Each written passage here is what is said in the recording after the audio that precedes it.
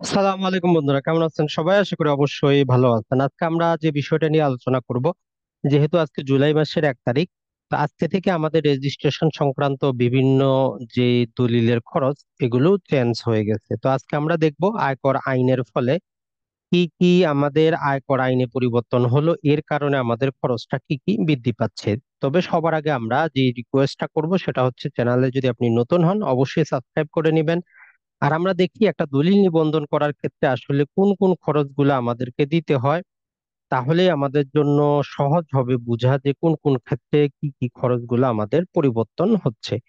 তো দেখেন, একটা দলিল রেজিস্ট্রেশন করার ক্ষেত্রে সরকারের বিভিন্ন খাতে টাকা পয়সা জমা দিতে হয়। প্রথমে হচ্ছে রেজিস্ট্রেশন ফি হিসাবে 1% দলিল মূল্যে, যেটা আগেও ছিল এখনো আছে। স্ট্যাম্প শুল্ক 1.5% আগেও ছিল, এবারেও আছে। স্থানীয় কর 2 এবং 3%, যেটা আগেও ছিল এখনো আছে। আর যে উচ্চ করটা আছে, এইটাতে আমরা বিভিন্ন প্রকার গত বছর 3-4 বার চেঞ্জ করা হয়েছে, তো এটাতে আমরা দেখব নতুন নতুন ক্ষেত্রে প্রয়োগ করা হয়েছে। তো উচ্চ করটা যদি রিয়েল এস্টেট কোম্পানি হয় তাদের ক্ষেত্রে কিন্তু বেড়ে যায়। তো এই উচ্চ কর সম্পর্কে একটু ডিটেইলে আলোচনা করব, দেখার চেষ্টা করবেন।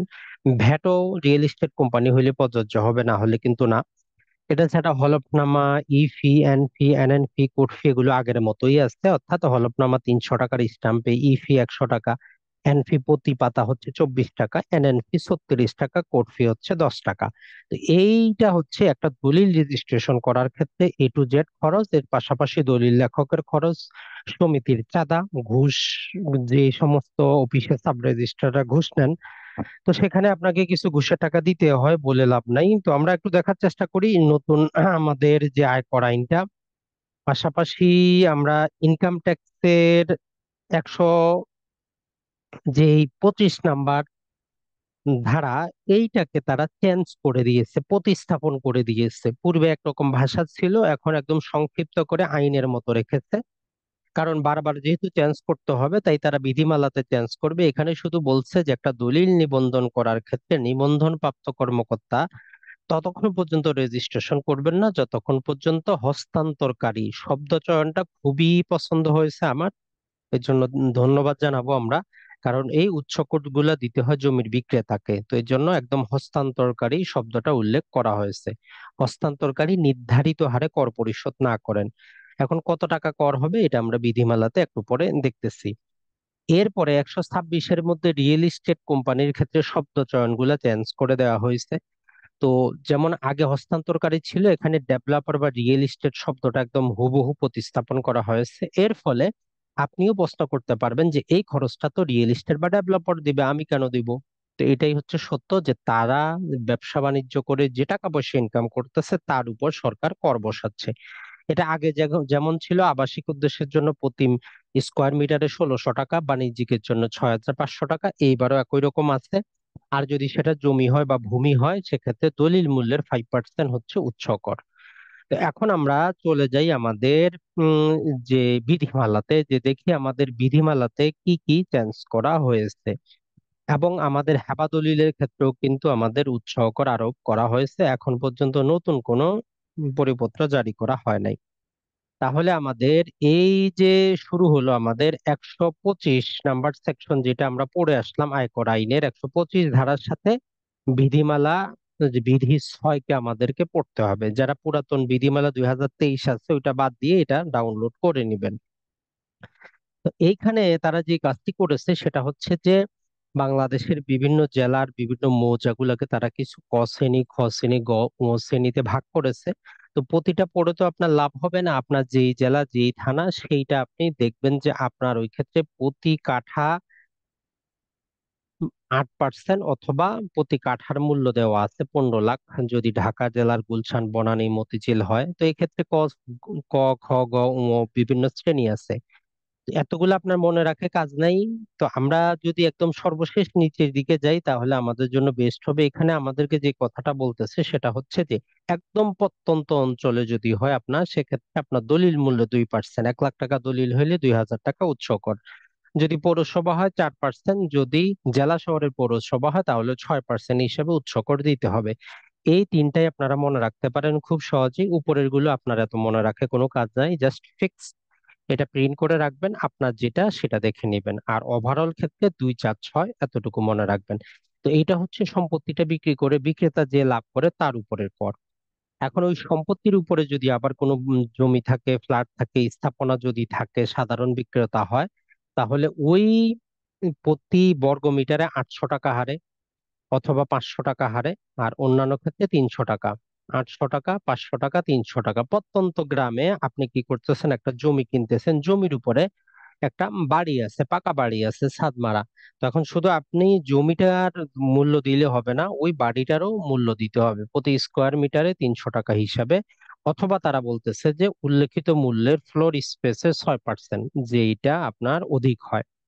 তাহলে যদি আমরা উৎস করটা হিসাব করি জমির মধ্যে এবং জমির উপরে যদি কোনো স্থাপনা থাকে, দুইটার উপরই। এরপর বলতেছে যে যেই সমস্ত ক্ষেত্রে আপনাকে উৎস কর দিতে হবে না। তো এইটা তারা চালাকি করে এই নেগেটিভ অর্থে নিয়ে গেছে যে দিতে হবে না, কিন্তু তারা হেবা দলিলের ক্ষেত্রে আরোপ করে বসে আছে, যেটা নিয়ে অনেক লেখালেখি হয়েছে। সেটা হচ্ছে যদি হেবাটা স্বামী স্ত্রীর মধ্যে হয় তাহলে উৎসকর প্রযোজ্য না, পিতামাতার মধ্যে হলে প্রযোজ্য না, অথবা সন্তানের মধ্যে। আমরা জানি ভাই ভাইকে, বোন বোনকে, ভাই বোনকে, দাদা নাতিকে, এদেরকে কি করতে পারে, হেবা করতে পারে, কোনো উৎসকর লাগে না। তো তারা বলতেছে যে না, এই সম্পর্কগুলা স্বামী স্ত্রী পিতামাতা সন্তানের বাইরে হেবা হইলেও বা দান হইলেও উৎসকরটা দিতে হবে, এই করটা আপনাকে দিতে হবে। তবে এখন পর্যন্ত কোনো প্রকার এর সংশোধনী আসেনি, আমরা আশা করব দ্রুতই সংশোধনী আসবে। বন্টননামা দলিলে কোনো উৎসকর প্রযোজ্য হবে না, ওসিয়ত দলিলে, এওয়াজ দলিলে, বিনিময় দলিলে প্রযোজ্য হবে না। এটা ছাড়া নাদাবি দলিলেও প্রযোজ্য হবে না, বন্ধকি দলিলেও প্রযোজ্য হবে না। এই হচ্ছে মূল জিনিস। তাহলে আমরা যে জিনিসটা বুঝতে পারলাম সেটা হচ্ছে যে হেবা দলিলের ক্ষেত্রে এই বিধিমালা মোতাবেক যদি হেবাটা পিতামাতা, স্বামী স্ত্রী, সন্তানের বাইরে হয়, তাহলে আপনাকে উৎসকর দিতেই হবে, কোনো উপায় নাই। আর হেবাবিল এওয়াজ দলিল মূলত একটা বিক্রয় দলিল, তো হেবাবিল এওয়াজ দলিলেও কিন্তু উৎসকরটা দিতে হবে, এটা মনে রাখবেন। তো এইটা ছিল আমাদের। এখন দেখি আমরা দ্বিতীয় যেটা হচ্ছে সেটা হচ্ছে যে আমাদের 126 ধারা, রিয়েল এস্টেট কোম্পানি। যদি আপনি একটা সম্পত্তি কোনো নিবন্ধিত রিয়েল এস্টেট কোম্পানি থেকে ক্রয় করেন, একটা ফ্ল্যাট কিনতেছেন, তাহলে ফ্ল্যাটের আয়তন কেমন তার উপর ভিত্তি করে আপনাকে কিন্তু কি করতে হবে, ওই যে রিয়েল এস্টেট কোম্পানিকে কর দিতে হবে। তো এখানে তারা বলতেছে যে আবাসিক উদ্দেশ্যে যদি নির্মিত হয় তাহলে প্রতি বর্গ মিটারে 1600 টাকা, আর যদি বাণিজ্যিক উদ্দেশ্যে হয় তাহলে 6500 টাকা। আবার তারা ভাগ করে দিয়েছে বিভিন্ন জায়গায়। তবে সর্বশেষ একদম নিচের দিকে যদি আমরা দেখি, একদম গ্রামাঞ্চলে হইলে 300 টাকা আর 1000 টাকা, অর্থাৎ আবাসিক উদ্দেশ্য হইলে 300 টাকা, আর যদি বাণিজ্যিক উদ্দেশ্য হয় তাহলে 1000 টাকা। এর ছাড়াও আরো যে জিনিসটা বলতেছে সেটা হচ্ছে যে এর পাশাপাশি 126-এর 2-এর মধ্যে আরো যে জিনিসটা বলতেছে যে অন্যান্য জেলার ক্ষেত্রে দলিলে উল্লেখিত ভূমি মূল্যের আরো 3%। অর্থাৎ রিয়েল এস্টেট কোম্পানি থেকে আপনি যখন সম্পত্তি নেবেন তখন করের উপর কর বসবে কিন্তু আপনার। আমাদের এইখানে যদি আমরা প্রথমেই কর দিয়েছি, যদি আমরা একটু দেখার চেষ্টা করেন, এইখানে আপনি কি করছেন, একবার কর দিয়েছেন প্রতি বর্গ মিটারে, অর্থাৎ ফ্ল্যাটটার প্রতি বর্গ মিটারে।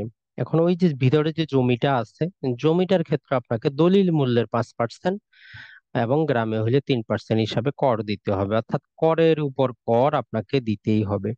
তাহলে দিন শেষে আমরা এতটুকু বলতে পারি যে নতুন আয়কর আইন এর সংশোধনের ফলে এবং বিধিমালাটা কার্যকর হওয়ার ফলে এখন থেকে আমাদেরকে কিছু কিছু হেবাদলিলেও কি করতে হচ্ছে, আমাদেরকে কর দিতে হচ্ছে।